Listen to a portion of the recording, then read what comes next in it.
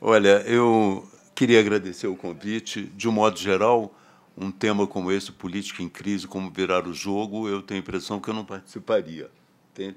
Mas não, porque significa virar o jogo, né? Que vamos derrubar o governo, eu topo. Mas precisamos de um tempo para ele se estabelecer um pouco mais e tal. Posso Mas, chamar de golpista? novo golpista. Neogolpista. Mas a vantagem é, eu também decidi falar não só A porque... imprensa está registrada, viu? Eu sei, não tem perigo. Eu tenho escrevi sobre isso essa semana, vai sair. A propósito do GEDEL e tal, eu falei um pouco sobre eles lá, então, alguma coisa perto disso. Mas vamos tolerá-lo. Eu, só fazendo essa parte, eu acho que o que vem aí, com a delação do Odebrecht, e com tudo que vem, vai ser uma devastação na classe política. Mas eu considero que nunca se começa do zero na história. A história é impensável se você começar do zero. Então, nós vamos ter que separar os mortos, os feridos, os arranhões, as fraturas expostas, para depois reorganizar tudo.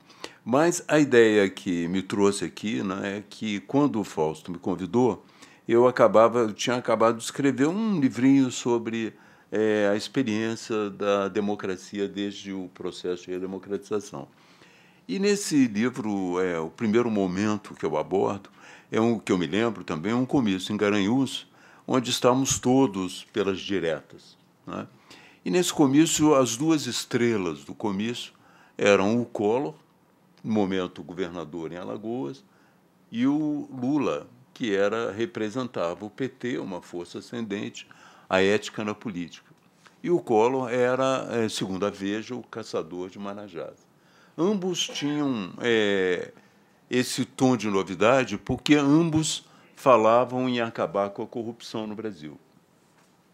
E ambos, de uma certa maneira, foram tragados pela corrupção. Então, evidentemente, eu acompanhei as histórias, cada uma no seu tempo, não deixo de reconhecer a responsabilidade pessoal de cada um na sua história, mas considero que seria interessante admitir que talvez os presidentes não sejam intrinsecamente maus, entende? Que não existe, digamos assim, um DNA de corrupção no presidente da República, mas que pode existir alguma coisa no nosso sistema político, na nossa organização política, que acaba obrigando as pessoas, de uma certa maneira, a entrar nesse caminho, embora elas possam rejeitar esse caminho em vários momentos, possam achar outras vias. No entanto, sempre foi muito difícil esse processo de presidencialismo no Brasil. Nós falamos hoje e pensamos em atenuar esse processo de presidencialismo através da supressão de alguns partidos, ou de muitos partidos. Eu, no princípio, também era contra a cláusula de barreira, que nós chamamos de cláusula de desempenho. Eu fazia uma distinção entre os partidos ideológicos e os partidos não ideológicos, aqueles que tinham um programa, que eram muito bem intencionados. Mas o processo de financiamento desses partidos, através do fundo partidário, me mostrou que esses partidos ideológicos não crescem por causa do fundo partidário. O que os faz ficar no chão é o fundo partidário. Eu tive uma experiência no meu, quer dizer, o fundo partidário cria uma série de funcionários do partido. Às vezes, esses funcionários são um grupo de amigos, às vezes são um grupo de familiares, uma mistura de familiares e amigos, e tudo que eles não querem é que outras pessoas entrem no partido. Porque, se outras pessoas entrarem no partido, aquele pequeno botim vai ser ameaçado. É a vaquinha que eles têm para sobreviver todo o tempo. Acrescentado de uma ou outra coisa, uma negociação de apoio na eleição majoritária, um tempo de televisão que você concede. Mas, hoje, eu acho que um dos aspectos fundamentais seria realmente adotar a cláusula de barreira, né? E já não tem essa história de cláusula de barreira, adotar a cláusula de barreira com o nome que ela tem, e eu acho que a sociedade aceitaria muito bem, porque se ela não aceitasse, ela votava nesses partidos. Como ela não vota nesses partidos, eles não são, para ela, tão importantes assim. Agora, ainda assim, eu acho que o presidencialismo, essa carga no presidente, essa dificuldade que nós temos em resolver crises, ele não é, no meu entender, o modo ideal de se governar o país. Eu tendo a achar que uma maneira de virar o jogo no sentido mais amplo da questão seria realmente partir para adotar o presidencialismo, ou o parlamentarismo. E, adotando o parlamentarismo, tentar também fazer com que o voto distrital tenha alguma vantagem. Nós falamos de reforma política, na verdade, esse momento da democracia que eu penso, ele não tem apenas um conflito entre a corrupção e a não corrupção. Nós tivemos vários grandes conflitos aí ao longo desse período de redemocratização. Um deles foi a respeito do papel do Estado, né? Tivemos o ápice desse momento quando lutamos e fizemos a privatização dos meios da telecomunicações. Foi algo bastante decisivo ali para nós, e há outros temas que voltam cada vez mais. Eu achava que a questão do Estado era apenas uma questão ideológica, em dois grupos ideológicos, mas hoje eu observo também que ela acabou se entrelaçando com um tema que eu mencionei adiante, que é o da corrupção. Nem sempre se defendia a presença do Estado na economia apenas por uma questão ideológica, mas havia também uma vontade objetiva de ocupar aqueles postos e exercer um poder específico. Então, eu acho que a reforma política, tal como está sendo falada, nós sempre trabalhamos com essa aparente contradição. Se as pessoas que estão lá estão satisfeitas com a sua situação, como é que elas farão uma reforma política que pode, de alguma maneira, desalojá-los ou que pode, de alguma maneira, prejudicá-los? Eu acho que nós jamais vamos resolver essa contradição, a não ser por outro caminho, não é? E esse caminho é o caminho da participação da população. Nós tivemos um caso já que é o caso da votação do projeto de ficha limpa, e que eu observei no Congresso, eu estava lá, eu não havia grande disposição deles para votar esse projeto. Mas, na medida que cresceu na opinião pública, na medida que a pressão se acentuou, e na medida em que as votações desse gênero também são votações nominais, é praticamente impossível resistir a uma pressão desse tipo. Da mesma maneira, começa agora a questão do foro privilegiado. O foro privilegiado, que é, na verdade, um foro por prerrogativa de cargo, na verdade, ele teve uma base democrática, na medida que, se o foro é por prerrogativa de cargo, ele já não é mais por nascimento, por sangue, já não é mais uma coisa aristocrática. Mas nós vivemos uma série de distorções, e eu acho que, dentro desse caminho, evidentemente que alguns têm que ter o foro privilegiado, porque o que nós vemos no Brasil, depois de você assumir um cargo nacional, é você ser processado em 50 lugares diferentes e ter que sair como um desesperado para responder esses processos. A gente tem que resolver isso de alguma maneira. Mas eu acho que uma questão fundamental do foro privilegiado é a questão da liberdade de falar, denunciar e de votar.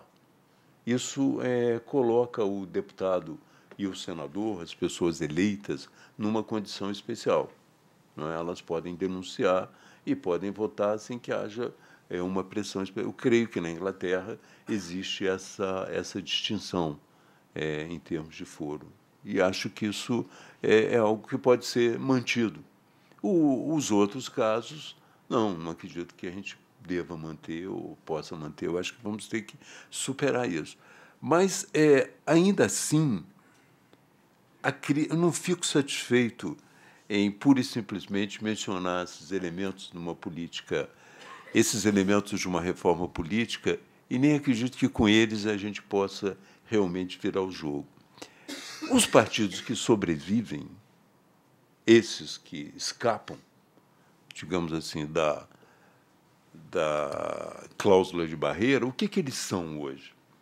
O que esses partidos são de verdade? Qual o tipo de vida partidária eles realmente têm?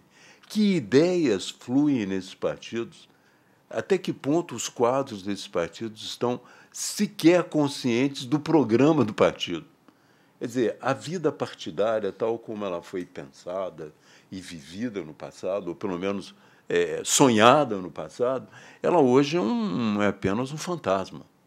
Nós não temos uma vida partidária. Os partidos estão totalmente exauridos em termos de ideias, em termos de debates, em termos de reflexões mais avançadas. Então, eles praticamente fazem o que nós fazemos no futebol, cumprem tabela.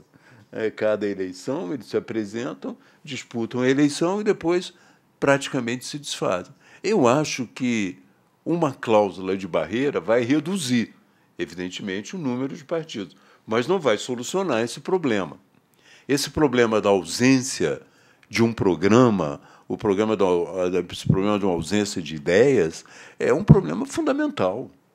É fundamental. E quando eu digo um programa, a gente às vezes confunde o programa com um programa revolucionário, algo que vá realmente mudar todas as estruturas. Não é necessariamente isso. É um programa de condução do país, ainda que seja modesto, mas um programa de condução do país que as pessoas possam se relacionar com ele, examiná-lo, aferir, possam apitar impedimento quando você entra em contradição com o seu próprio programa e possa permitir que as pessoas elaborem, avancem dentro dele. Isso nós não temos mais.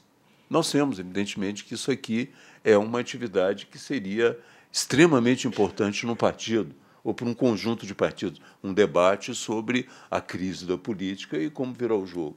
Mas, no entanto, isso não existe nos partidos. Pode existir, existem estruturas que se colocam um pouco acima deles, ou fora deles, mas não existe mais nos partidos. Então, a perspectiva é sombria. A perspectiva é muito sombria. E, com as eleições agora, a gente viu também que as coisas ficaram muito difíceis, não é? As eleições, os políticos realmente ficaram, não só no Brasil, como em quase toda a parte, o Limões mencionou aqui, em quase toda a parte do mundo, há um distanciamento entre a população e os políticos.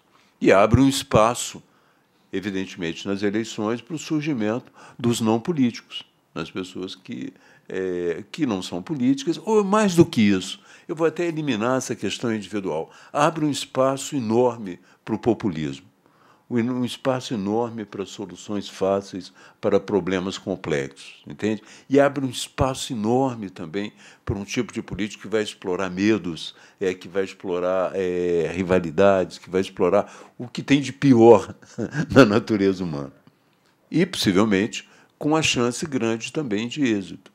Então, se não houver um processo de revitalização que não seja pura e simplesmente uma série de normas, como essas normas que nós estamos mencionando, cláusula de barreira, fim dos partidos, se não houver um processo diferente, nós estaremos sujeitos a eleições muito complicadas.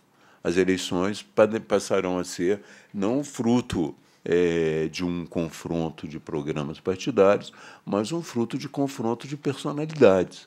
Personalidades com as suas características, com a sua popularidade. Hoje é muito difícil também para um candidato que está começando enfrentar com os meios, recursos que tem, enfrentar uma divulgação ampla. Então, uma pessoa, por exemplo, que vem da televisão, ela já tem uma vantagem enorme, ela é conhecida. Uma pessoa que vem de um esporte, ela tem uma vantagem enorme, ela já é conhecida. A pessoa que desenvolve na rádio uma série de programas exatamente tocando nesses temas que são fundamentais, como matar todos os bandidos de uma forma mais eficaz, entende? Como fazer com que os pobres fiquem no seu lugar. Enfim, todas essas ideias, esses candidatos passam a ter uma importância muito grande. Nós vivemos agora nos Estados Unidos, que são uma democracia bastante sólida, nós vivemos um momento que nos leva a refletir como foi possível. Não é? É claro que havia o desgaste da política, havia o desgaste do Partido Democrata, mas como foi possível que um candidato com aquelas características vencesse e crescesse. Porque no nosso esquema de análise, cada vez que ele fazia uma bobagem, ele perdia voto. Mas não acontecia isso. Não acontecia isso, porque nós temos um modo de raciocinar politicamente que prevê uma acumulação de votos a partir de uma série de definição de posições. Você vai avançando, atitudes e definições vão fazendo com que você acumule votos. Em certos momentos, algumas concessões fazem com que a sua frente se amplie muito mais. Mas o que nós vimos lá foi diferente. O que nós vimos lá, eu vi, por exemplo, uma mulher dizendo, olha, ele diz muita bobagem, diz. No entanto, ele é sincero. Os políticos não são. Outra eu via dizendo para as câmeras, com toda clareza, foda-se o politicamente correto. Nós não queremos saber mais de politicamente correto. Havia uma disposição na sociedade que não foi bem captada. E esse não captar essa disposição, ou não trabalhar com ela, é algo que ameaça bastante os partidos estabelecidos, ainda mais no Brasil. No Brasil, então, essa distância é uma distância muito grande. Então, nós estamos caminhando para 2018 e não sei de que lado vai se virar o jogo. Não é? É muito incerto sobre se o jogo vai ser virado. Eu acho que certamente será, porque é a hecatombe que vem aí com a delação do Odebrecht, com esse conjunto de coisas sobre os políticos, vai haver uma virada de jogo. Agora, que virada é essa?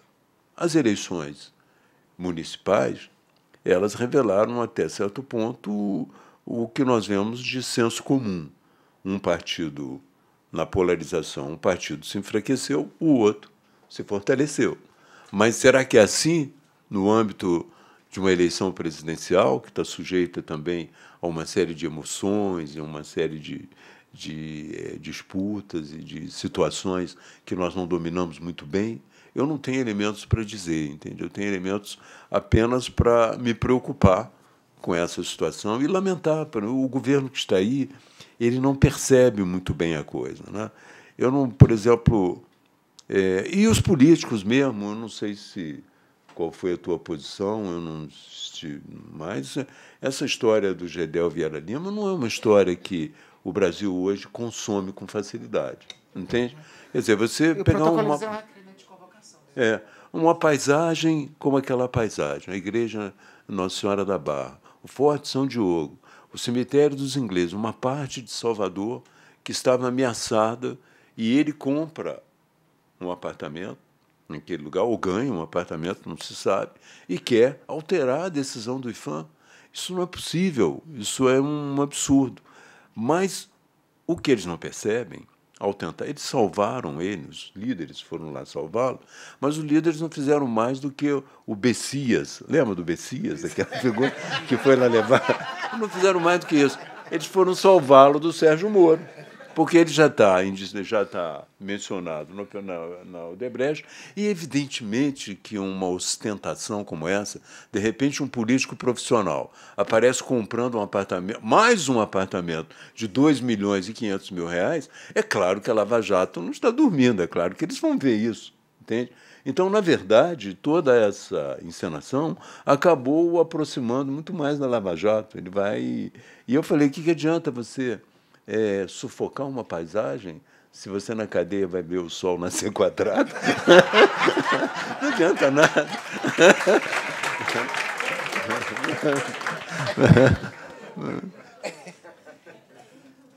A Maria Emília foi embora para não se comprometer.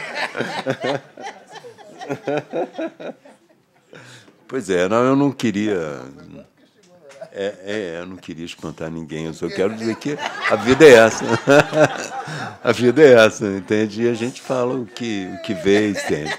Então eu vou ficar por aqui e depois a gente continua. Muito bom.